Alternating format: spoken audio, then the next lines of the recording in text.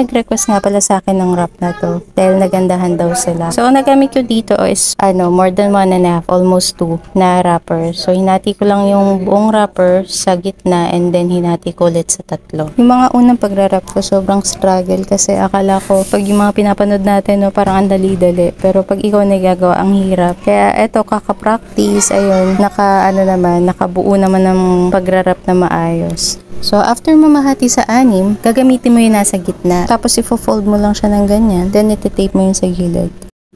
Tapos, may naka-ready na akong mga rows na ginawa ko rin gamit yung mga ribbon. 4cm na ribbon. So, meron din akong tutorial niyan. Hindi ko pa lang na-upload. Yung mga nasa dulong wrapper, yung hinati natin sa tatlo, diba? Merong yung pa-L na gold. So, yung itatabi mo para sa skirt. Kumuha ko ulit ng wrapper na nakat na, yung nasa gitnang part. Tapos, hatiin mo lang siya sa gitna. Then, ifo-fold mo siya ng ganyan para pang gilid. Tapos, iti-tape mo na both side. Tapos, nga pala, napansin nyo may awang. So, dapat walang ganyan. Kaya, ginawa ko, tinanggal ko na lang siya ulit. Tapos, tinape ko ng bagot. Saka, inayos ko. Kasi, pangit pag may space na ganun. Kaya sa pag-wrap talaga hindi siya ganun kadali, no? Tapos fold mo lang ulit yung other half para ilagay naman sa kabilang gilid. So, tape mo lang siya both side. Pag masyadong bumubuka yung yung wrapper nyo na hinati-hati, pwede nyo rin naman lagyan ng tape. Tapos yung tinago mong wrapper na meron dalawang gold sa gilid, hatiin mo naman siya sa gitna. Kasi magagamit mo pa rin yan. Pero itatabi mo pa rin syempre yung may dalawang gold, yung pa-L na gold. So, medyo maikli siya, no? So, gagawa na lang natin ng paraan. Tapos, yung nakikita nyong sumobra na yan, itutupi lang. Tapos, yung tinupi mo na yan, lalagyan mo lang ng tape. Then, yung kabila naman, lalagyan mo rin ng gano'n. So, mapapansin nyo dito, may pinapantay-pantay ko siya dyan. Kasi pag hindi pantay-pantay yan, hindi siya bubukan na ganyan. Tapos pag nilagyan mo ng tape, parang masasakal yung pinaka-wrapper. Technique ko yun kumbaga shinare ko lang ba. Hindi ko lang din alam sa iba kung ganun din ginagawa nila. Kasi sa experience ko, pag hindi pantay-pantay, nagiging makipot siya, nagmumukhang payat yung wrapper. Tapos dito na tayo.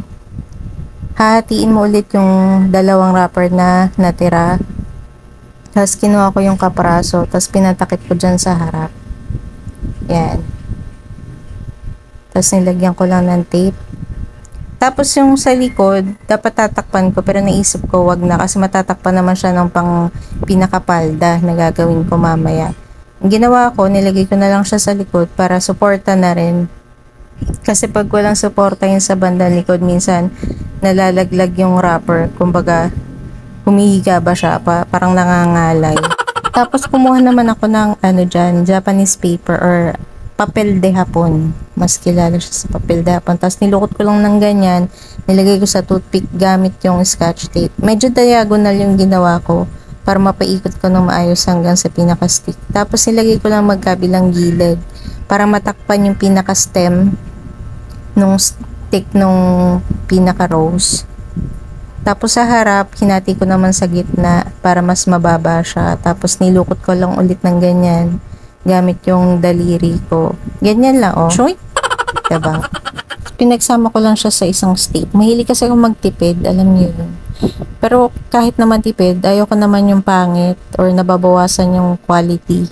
Kaya eto, yung tutorial ko, medyo matipid siya. Kasi kadalasan nakikita ko na ganyang wrapper, ang dami nilang nagagamit. Pero ako, 2 wrapper lang yung nagamit ko, diba? Ayan, kinuha ko na yung second wrapper. So, yung isang buong wrapper, hatiin mo sa gitna, tapos hahatiin mo naman sa 3 para maging 6 na piraso siya. Tapos, syempre, isa-set aside mo pa rin yung mga may gold edge. Ayan, hatiin mo lang ulit sa gitna. Then, hatiin mo sa gitna. Ito, gagawin ko naman dito yung pampakapal sa harap. Saka pantakip dun sa mga stem ulit. Saka, ayun, para accent na rin. Parang pinaka-design ng wrapper. So, gayahin nyo na lang yung pag-fold ko. Fold ng medyo pa-diagonal. Tapos, ayan, inipon nyo lang sa gilid. Tapos, in-stapler.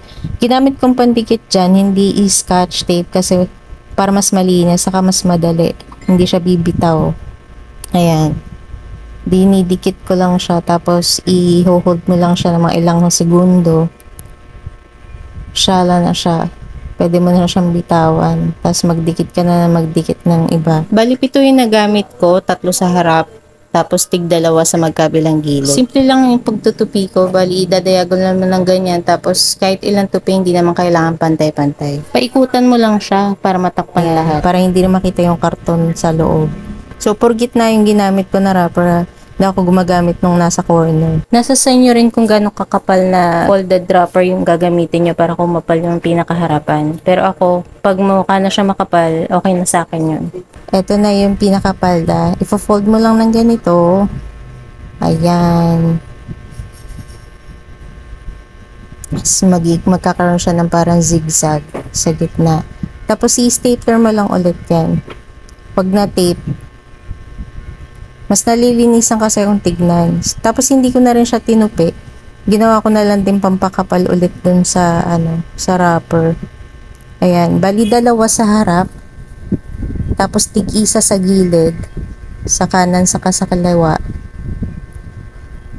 Tapos sa likod, alanganin kasi pag 2 lang. So ginawa ko diyan 3. Ayan. Isa sa gitna tapos 2 pa sa gilid. O, diba? Para takip na takip. So, diba hindi naman napansin na hindi mo tinakpan yung buong karton. Kasi nasa loob naman na siya. Siguro naman yung customer hindi nasisilipan yung palda niyan. Kumuha na ako ng twist wire dyan. Kadalasan tape. Pero mas gusto ko yung twist wire kasi mas malinis siyang tignan. Tapos mas madali siyang takpan ng ribbon pag nilagyan na ng ribbon. May style ng ribbon na ginawa ko. So, ayan, ordinary na paggawa ng ribbon. Tapos, gumawa lang ako ng isang maliit na walang buntot. Tapos, tinikit ko lang sa gitna. Tapos, tinupi ko yung dulo ng ribbon, yung pinakabuntot. At ginupitan ko ng triangle. Tapos, dinaanan ko lang ng lighter para hindi mag-misness. Sana may natutunan po kayo at sana mag-subscribe din po kayo and share nyo po itong video na to. Thank you for watching!